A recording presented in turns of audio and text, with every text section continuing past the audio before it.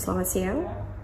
Selamat datang kembali di vlog aku di Florentina Iwina, dan aku ada buat satu jurnal yang isinya kegiatan aku yang apa sih yang selama ini aku lakukan selama isolasi mandiri, selama self karantin sebagai status OTG, orang tanpa gejala COVID.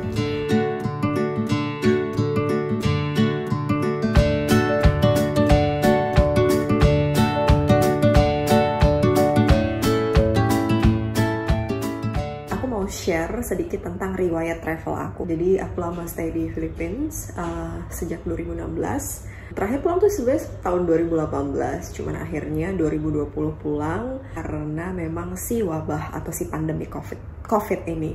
Jadi akhirnya pulang, dan ini aku mau ceritain rentetan atau waktu-waktunya. Jadi gimana riwayat travel aku, itinerary ketika dari Philippines ke sini.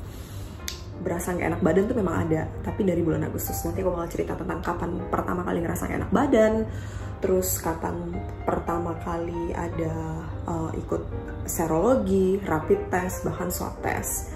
Nah, semua ini pertama aku dapetin di Philippines. Ketika aku rekam ini adalah hari kelima ketika aku self karantin. Jadi yang tahu ini hanya beberapa anggota keluarga aja, which is koko aku, paman aku, dan sepupu aku yang cowok, dan beberapa teman-teman yang dekat. Tapi untuk mama, ceceku, bahkan keluarga yang lain itu nggak ada yang tahu karena mereka tidak di sini kebetulan. Mereka di Kalimantan.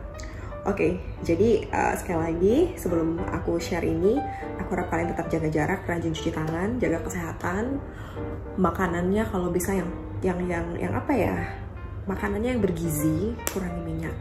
Yang paling penting tuh sebenarnya lebih ke imun tubuhnya aja dijaga. Kalau yang terbiasa memang makannya kayak ya udahlah biasa-biasa aja, udah biasa-biasa pertahanin, asalkan minum air putih anget. Itu adalah hal paling simpel. Jadi pertama itu aku ambil serologi tes karena untuk keperluan kerjaan. Itu pada tanggal 4 Agustus. Nah, di tanggal 4 Agustus ini aku serologi tes dengan alasan karena kita mau move kantor kan, kita mau move building, jadi harus ada kayak keterangan kalau kita tidak terkontaminasi sama yang namanya COVID. Habis itu serologi itu yang di sini, yang ambil darahnya di vena. Kalau rapid setahu aku yang di sini ya. Kalau rapid yang di sini, kalau serologi di sini, kalau swab test itu yang di hidung, di dua hidung, lubang hidung, dan di tenggorokan. Terus ini back to 4 Agustus aku ambil serologi tes, dan hasilnya itu adalah dua-duanya negatif. Jadi di serologi ini buat informasi juga buat teman-teman yang mungkin pengen tahu. Jadi setelah kita serologi, hasilnya akan keluar 2 hari kemudian. Ketika hasilnya keluar di 2 hari kemudian, terus ada nanti aku liatin di situ ada tes, terus ada COVID-19 IgG antibody, itu resultnya negatif. Kalau COVID-19 IgM antibody itu juga negatif. Beda IgG dan IgM itu adalah pas sama present, yaitu melampau dan sekarang. Nah, kenapa bisa ada istilah reaktif? Karena yang IgG-nya itu negatif, lalu yang IgM-nya itu positif, itu dikatakan reaktif. Nah, oke, lanjut. Itu tanggal 4 Agustus, berarti fine-fine aja dong. 10 hari kemudian, which is di tanggal 14 Agustus, aku ngerasa badan aku nggak enak. Pokoknya intinya kayaknya pengen minta kerik deh. Ya udah, aku minta tolong temanku, tolong kerikin di belakang. Itu bener-bener hasilnya sampai timbul. Itu kayak 3D, kayak 4D banget, timbul banget. Tapi aku nggak ngerasain apapun. Oke, something's wrong. And then selisih berapa hari kemudian, aku ngerasa aku nggak bisa nyium. Tanggal 18 Agustus, itu 17 atau 18 Agustus aku ngerasa kayak udah nggak bisa nyium. Bau sabun pun, aroma sabun, aroma shampoo, ketika mandi pun aku udah gak nyium apa-apa. Teman-teman ada yang masak di rumah, aku gak bisa nyium apapun. Alkohol ketika disemprotin di tangan, aku udah gak bisa nyium apapun. Jadi fix gak bisa nyium apapun. Tapi makan aku masih bisa rasa, which is lidah, indera perasa masih bisa ngerasain, hanya indera penciuman aja. Oke, jangan sampai drop. Nah, baik, itu yang tanggal 14 Agustus tadi. Oke, kita kembali ke tanggal 14 Agustus, dimana kan tadi aku sempat meriang dan minta kerik sama temanku. Dan aku nggak ngerasain apa-apa, padahal itu hasil dari kerikannya tuh udah timbul banget kan. Tapi aku cuma meriang. Itu hanya sebatas meriang, tapi tidak demam tinggi. Oke, jadi aku ngerasa kayak oke, udah nggak enak badan. Jadi jangan sampai capek, jangan sampai drop, jangan sampai mah kumat nih gitu kan. Karena aku takut banget kalau misalnya mah kumat itu takutnya kayak sampai dibawa ke rumah sakit. Dan pada saat itu dan saat ini rumah sakit itu kayak bukan tempat, kayak takut banget untuk pergi ke sana gitu kan, kecuali kalau udah met banget baru ke rumah sakit. Setelah itu aku nggak demam, nggak sama sekali apa-apa, sembuh. Jadi meriangnya udah beres. 3 hari kemudian meriang udah selesai, jadinya nggak bisa nyium apapun kan, nggak bisa nyium apapun sampai 9 hari ke depan, sekitar kurang lebih 9 hari itu aku nggak bisa nyium. Dari belasan Agustus itu akhirnya aku ngerasa kayaknya aku harus ambil cuti. Jadi aku ambil cuti, aku nggak kerja dulu, bener-bener istirahat di rumah, bener-bener bed rest, karena aku ngerasa kayak there is something wrong in my body and I have to take a rest gitu loh.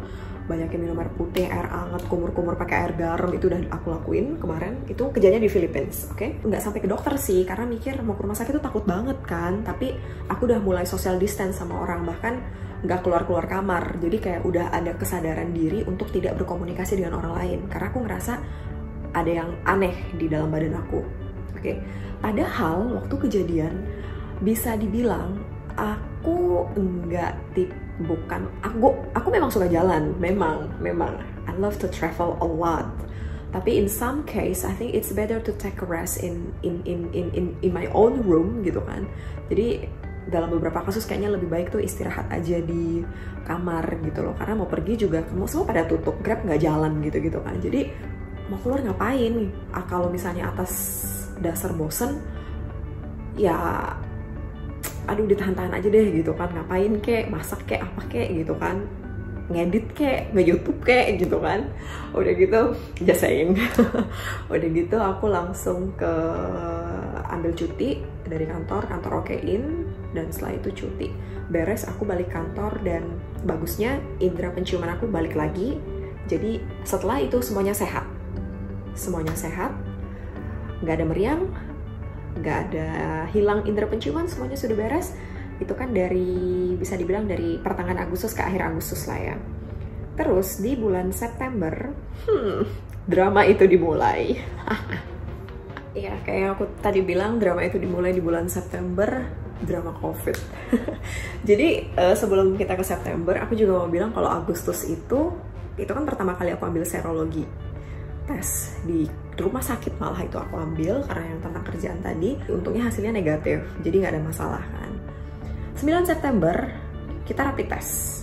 Aku rapid test itu yang diambil di ujung jari.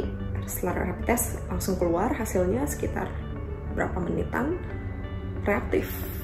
Oke, hasil rapid test reaktif.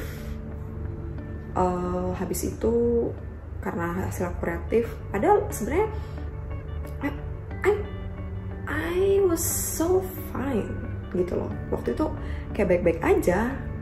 Cuman mungkin tanggal 10-nya itu adalah jadwal mens aku, dan biasa itu ngefek karena memang sebenarnya untuk tes COVID itu yang lebih efektif adalah menggunakan swab test, karena yang diambil langsung dari lendirnya. Tapi kalau kayak serologi dan rapid itu adalah yang diambil darah untuk melihat imun tubuh gitu kan. Intinya saya bukan expert, aku bukan expert yang bisa ngomong ini COVID adalah penyakit yang seperti ini, enggak, no. Aku cuma mau share kayak pengalaman aku selama kena atau menyandang status sebagai OTG ini seperti apa. Jadi aku cuma mau bilang kalau ini nih ceritanya cukup bisa membuat kita tuh sadar kalau kita nggak bisa sembarangan. Kalaupun ada yang bilang ini propaganda, atau kalaupun ada yang bilang ini pure virus, mungkin dua-duanya benar. Cuman kadar atau presentasenya ini nih yang kita nggak tahu, apakah lebih gede propagandanya, apa lebih gede beneran penyakitnya nih yang beneran ada, atau mungkin ada beberapa pihak yang sengaja membuat ini menjadi besar, kita nggak tahu kan. Terus habis itu aku rapid test di bulan September, langsung keluar hasil dan hasilnya reaktif. Setelah itu tanggal 10-nya aku langsung swab test. Di swab test itu aku berarti nunggu kan. Kalau swab test kan kalau mau ambil yang reguler itu kayak harus nunggu 2 hari untuk lihat hasilnya. Tapi kalau misalnya mau nunggu swab test yang hasilnya keluar langsung, itu harganya kayak rada mahal gitu gak sih? Kayak kalau di Indonesia rupiah itu jadi kayak I think it's like it would be 3 juta sampai 5 juta IDR kalau misalnya hasilnya mau yang langsung. Tapi kalau misalnya yang hasilnya kayak mau nunggu 2 hari alias yang regular, itu ada yang 1.300.000 sampai 1.800.000. Itu range harga rupiah. Sekarang kita ngomongin tentang hasilnya. Jadi setelah tanggal swab test, aku ambil tanggal 10. Akhirnya swab test itu keluar di tanggal 12. Dan aku ngeliat hasil swab test aku negatif. Nah, karena hasil aku negatif, akhirnya memutuskan buat pulang ke Indonesia. Tapi di sisi lain kayak kasus di Indonesia, apalagi kasus di Jakarta tuh kayak lagi besar juga kan September kemarin. Ya nekat lah, udah pulang, segala macam udah settle, tiket, semuanya. Kabarin keluarga, orang rumah kalau aku pulang.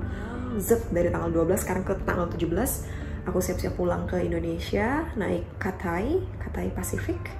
Cathay Airlines apa Cathay Pacific sih, aku lupa. I don't know, something like that.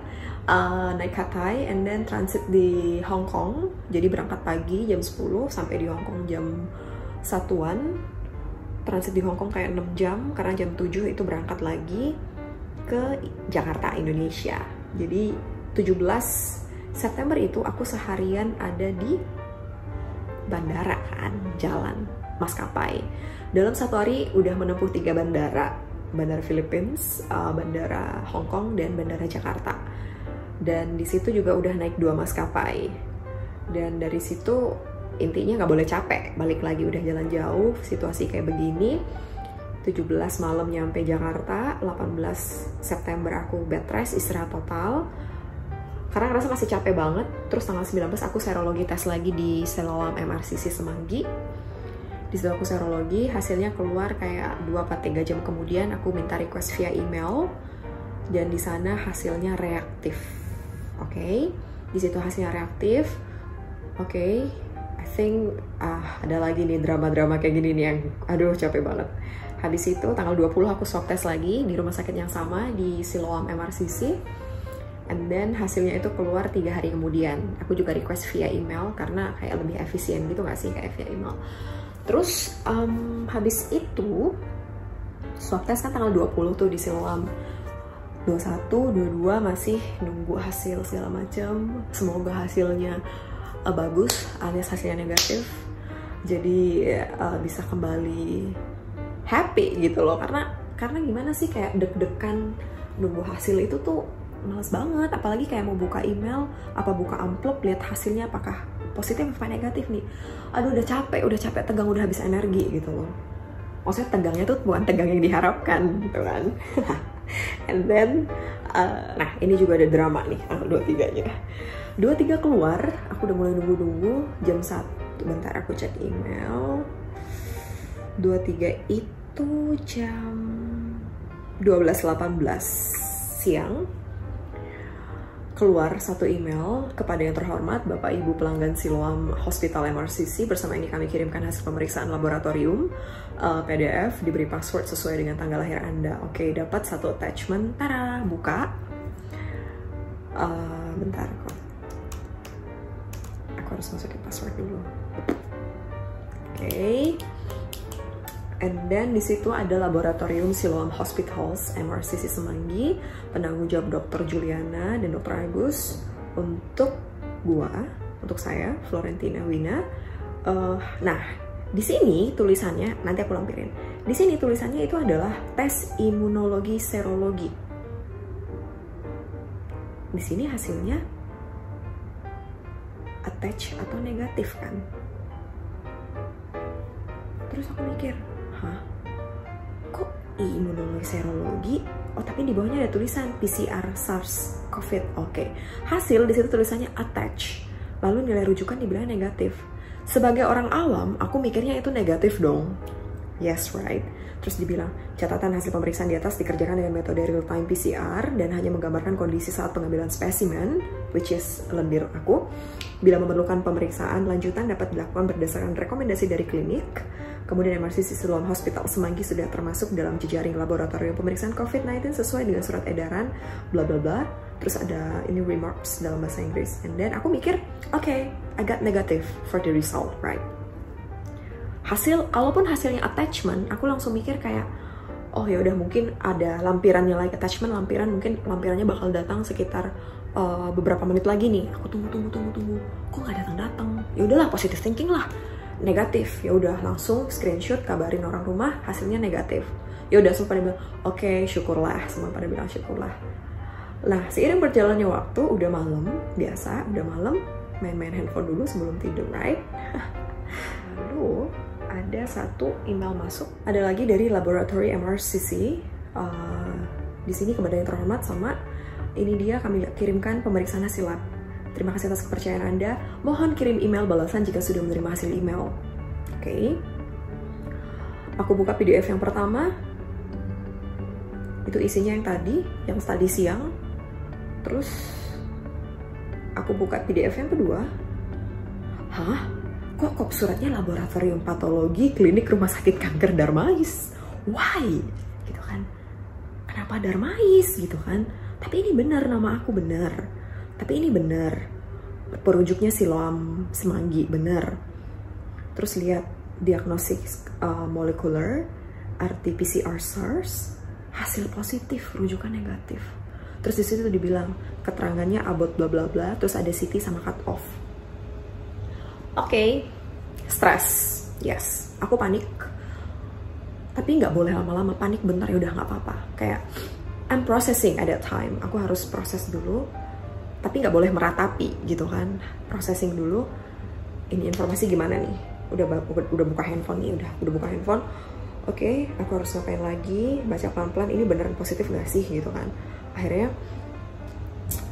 aku ngubungin teman aku aku punya temen yang di Pontianak yang memang dia juga ada kena COVID dan dia kayak udah isolasi mandiri tuh kayak udah 30-an hari, mungkin lebih 30 lebih hari, 38 deh kalau salah ya, 38 hari. Jadi aku konsultasi sama dia dan kebetulan anaknya ngerti banget masalah kesehatan gitu kan. Jadi beberapa istilah aku tanya sama dia karena besoknya kan aku mau ketemu dokter. Jadi kayak ya udahlah, kayak pemanasan dulu ngomong sama dia, siapa tahu ada beberapa informasi yang aku harus tanyakan sama dokter yang di Siloam.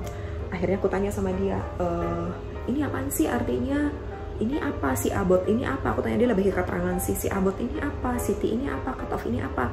Nah ternyata abot itu adalah alat yang digunakan untuk aku ketika dites. Lalu ada cut off paling bawah ini 31,6 itu adalah standar si virus ini tuh orang awam sih. Standar si virus ini jadi kayak standar virus gitu loh, standar si virus COVID. Sedangkan punya aku tuh CT 25,14 cm. Nah punya aku ini kan CT ini di bawah dari cut off, jadi udah minus. Jadi intinya kalau misalnya result dari CT ini lebih kurang dari 31, berarti kamu positif COVID. Nah di sini case-nya punya aku minus 6, makanya aku bisa positif COVID. Ya udah, akhirnya besok ketemu ke dokter. Pergilah aku ke MRCC Siloam. And 24 September pagi, lebih tepatnya ketemu sama dokter yang ada di pavilion Siloam. Dan di situ ketemu sama dokternya. Habis itu kayak aku konsultasi sama dokter ini, jadi gimana ya dok? Oh ya kamu positif. Oke, terus aku nanya, I'm so sorry about this one. Tapi to be honest, it didn't help. Ketika aku konsultasi sama dokter ini, itu sama sekali tidak membantu. Terus aku tanya, dok, ini perbedaan CT sama cut off apa? Dokternya nggak tahu. And then, gimana ini? Pikir aku kan. Habis itu, aku langsung mikir, ya udah dok, saya boleh ketemu sama dokter yang bertanggung jawab nggak tentang lab, dokter labnya aja. And then dia bilang, nggak bisa karena kamu udah positif. And then I feel like, what? Gue pengen tahu gitu kan. Gue harus tahu gue harus gimana gitu loh.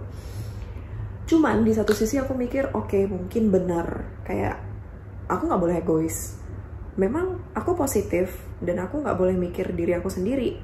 Aku harus mikir kayak kesehatan orang-orang karena takutnya orang-orang juga jadinya ikut terkontaminasi gara-gara virus yang aku bawa. Karena istilahnya aku tuh udah inangnya gitu kan. And then oke, nggak bener. Akhirnya ingat teman aku yang tadi aku ceritain, Nah, temen yang tadi aku ceritain itu, jadi secara nggak langsung aku konsultasi sama dokternya temen aku ini, lewat temen aku. Jadi dia bilang, Flo, kamu positif, kamu minus 6, untung ya kamu nggak kenapa-kenapa, kamu nggak sesak nafas, kamu gimana-gimana.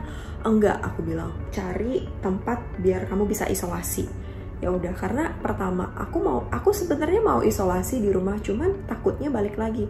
Aku di rumah ada kokoku dan sepupuku cowok, dan takutnya mereka ikut terkontaminasi, takut ketularan. Ya udah, aku mikir kayaknya harus stay out.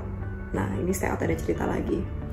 Pokoknya nanti aku buat video lagi tentang gimana ceritanya aku untuk waktu bisa dapetin stay out atau dapetin hotel di sini.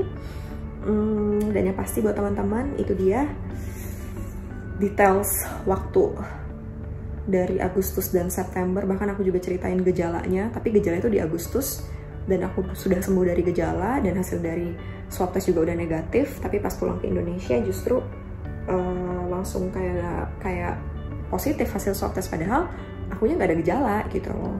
OTG kan, orang tanpa gejala. Terima kasih buat teman-teman yang sudah nonton video ini, semoga bermanfaat buat kalian semua. Tetap jaga kesehatan.